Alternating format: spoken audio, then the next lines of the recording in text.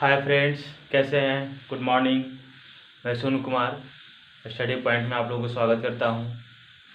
जैसा कि देखिए, जैसे कि मैंने पिछली क्लास में कुछ 2-3 क्लास लिया हूं ज्योग्राफी का, इंडियन ज्योग्राफी का। आज एक बार फिर चर्चा करेंगे मैप के अनुसार ही। तो देखा जाएगा अबरी इस बार जो है कुछ थोड़ा सा हम लोग टाइमिंग के बारे में पता कर लेंगे।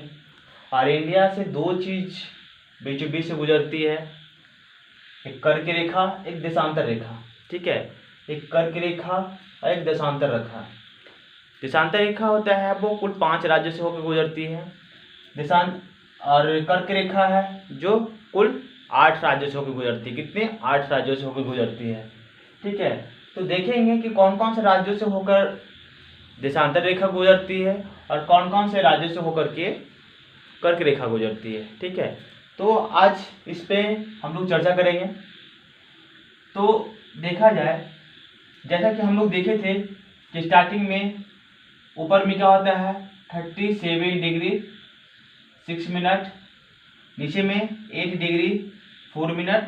ठीक है, और यहाँ पे 97 डिग्री 25 मिनट, और यहाँ पे क्या था 68 डिग्री 7 मिनट। ठीक है, जैसा कि हम लोग देख चुके थे। लास्ट में था केबिथु, यहाँ पे अरुणाचल प्रदेश में। पश्चिम बंगाल थी, गुजरात में आपका क्या था गौरमाथा, जो 68 डिग्री 7 मिनट्स का था। ऊपर में इंदिरा कॉल, ठीक है, जो कितना था 37 डिग्री 6 मिनट। नीचे में क्या था कन्याकुमारी, जो 8 डिग्री 4 मिनट था। अब देखा जाएगा हमारा जो इंडिया है, ये ग्लोब है, तो ये ग्लोब पे क्या है विषुवत रेखा है। नीचे वाली ये वाली क्या है विषुवत रेखा। हमारा इंडिया यहाँ पे पड़ता है, ठीक है ना, ईस्ट और नॉर्थ में पड़ता है, नॉर्थ ईस्ट या फिर ईस्ट नॉर्थ में पड़ता है हमारा इंडिया। तो ये जो विषुवत रेखा से हमारा इंडिया है जो कितने दूरी पे है, तो 876 किलोमीटर के दूरी पे हमारा इंडिया है विषुवत रेखा से।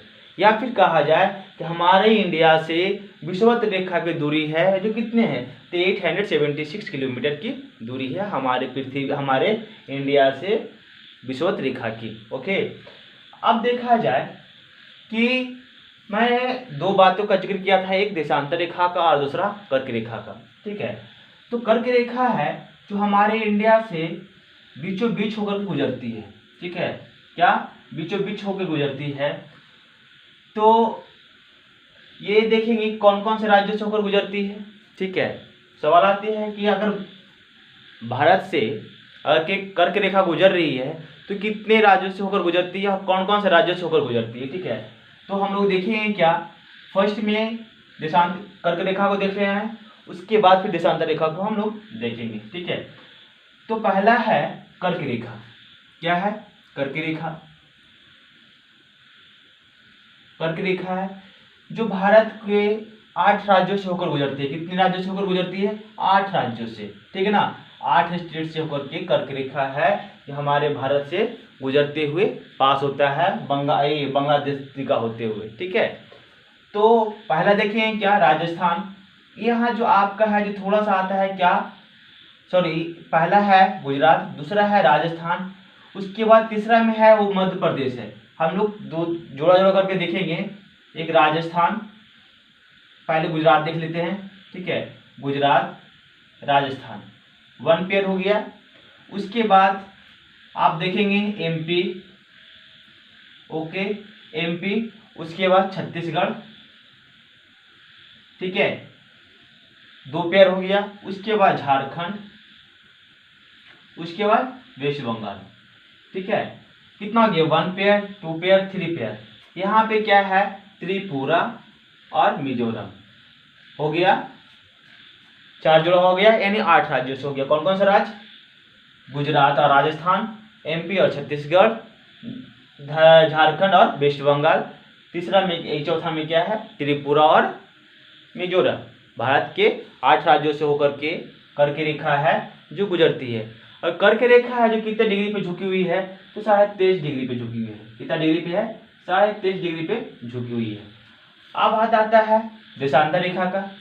देशांतर रेखा से ही हम लोग है टाइमिंग का पता होता है, ठीक है ना। अगर टाइमिंग को पता करना होता है तो हम लोग देशांतर रेखा से ही हम लोग टाइमिंग को पता करते हैं।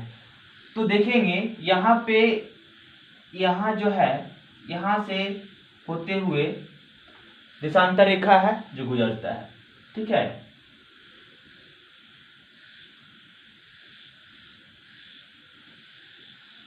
अब देशांतर रेखा कितना डिग्री झुकी हुई है, तो 82.5 डिग्री झुकी हुई है। कितना डिग्री झुकी हुई है, 82 डिग्री झुकी हुई है।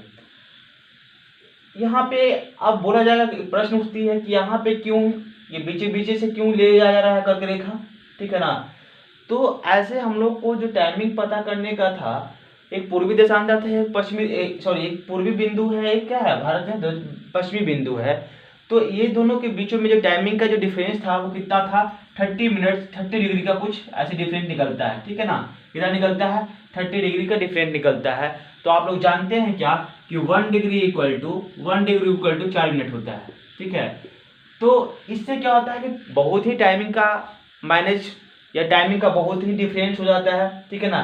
तो एक परफेक्ट टाइमिंग जो निकाला गया, जो देशांतर रेखा से ही निकाला गया है, ठीक है। अब कहेंगे क्या कि देशांतर रेखा है जो मानक रेखा से 5.5 घंटा है, वो क्या है, आगे है, ठीक है। 5.5 घंटा क्या है, आगे है देशांतर रेखा मानक रेखा से, ठीक है।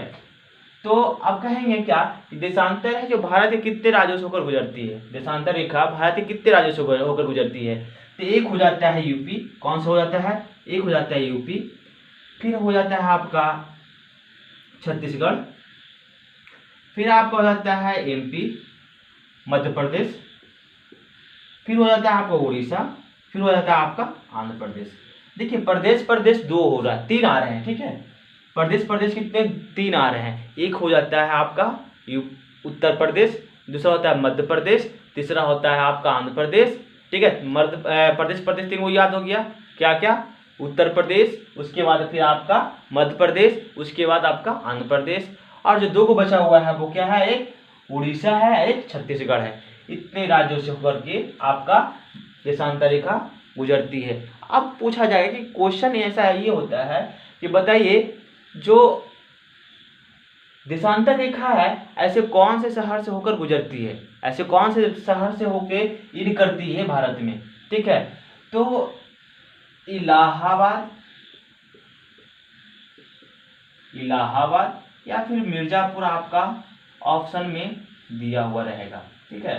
तो पहले ऐसा क्वेश्चन एग्जामिनेशन में होता था तो ये राइट जाता था, ठीक है। लेकिन अब जो एग्जामिनेशन हो रहा है उसमें आपका ये राइट आंसर हो रहा है, ठीक है।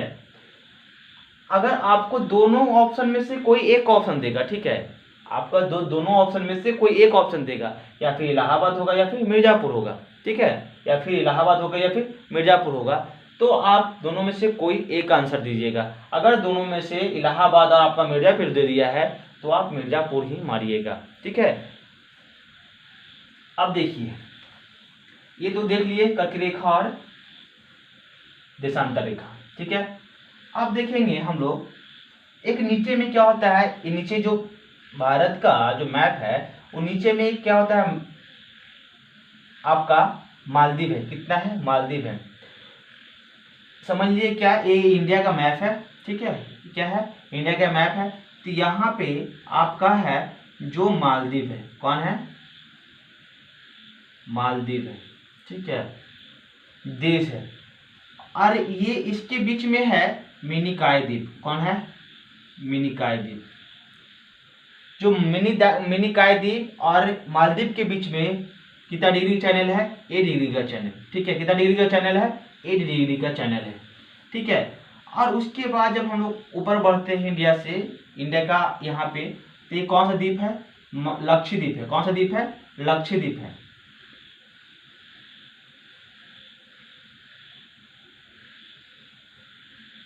कौन है, लक्षद्वीप है। तो जो लक्षद्वीप और मिनिकॉय द्वीप के बीच में जो चैनल है वो कितना डिग्री चैनल है, 9 डिग्री का चैनल है। ये सब याद रखिएगा, बहुत ही क्वेश्चन में पूछा जाता है। कहा जाता है, क्वेश्चन ये होता है कि मालदीव और मिनिकॉय द्वीप के बीच में कितने डिग्री का कोण बनता है, डिग्री बनता है, तो आप बन रही है कितना 8 डिग्री का चैनल बनता है, 1 डिग्री का चैनल है, ठीक है, जो मिनिकॉय द्वीप और मालदीव को अलग करती है। उसके बाद आपका दूसरा क्वेश्चन क्या होता है, मिनिकॉय और लक्षद्वीप के बीचों में कितना डिग्री का चैनल है, तो 9 डिग्री का चैनल है, ठीक है। उसके बाद नेक्स्ट बढ़ेंगे, देखिए ये जो बंगाल की खाड़ी है, ठीक है, आपका जो बंगाल की खाड़ी है जो आपका वेस्ट बंगाल में पड़ता है, ठीक है, कहाँ पड़ता है, वेस्ट बंगाल में पड़ता है।